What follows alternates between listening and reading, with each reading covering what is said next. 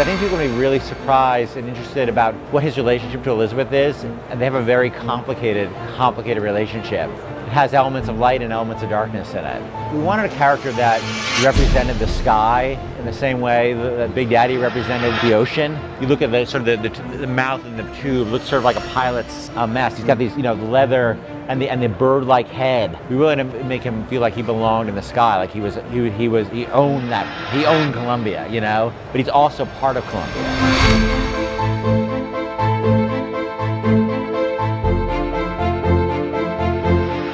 Because there was so much speculation, there was like a meta conversation going on about what Irrational is doing. And I really want to play with people's expectations a little bit. And I wanted sort of people to see and be like, oh yeah, okay, they're doing this, I get it, that's what I expected, and then surprise people.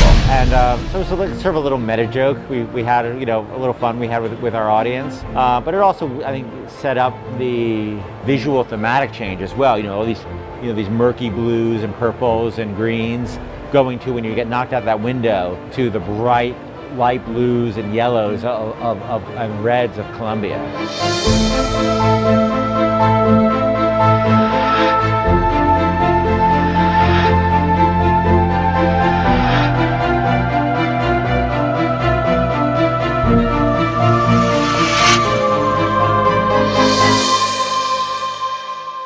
We're really focused on building a relationship that is earned. People being thrown into a crucible is one of those things together. People sacrificing for each other. Those are the things that I think start building relationships very quickly between people. And honestly, Liz and Booker are going to go through a really shitty time together. More importantly, in the same way that in BioShock 1, I didn't want to have Atlas betray the character as much as I wanted to betray the gamer. In the same way, it's really important to me that not just Booker builds a relationship with Elizabeth, but the player builds a relationship with Elizabeth. How do you make a core game that removes layers of interface?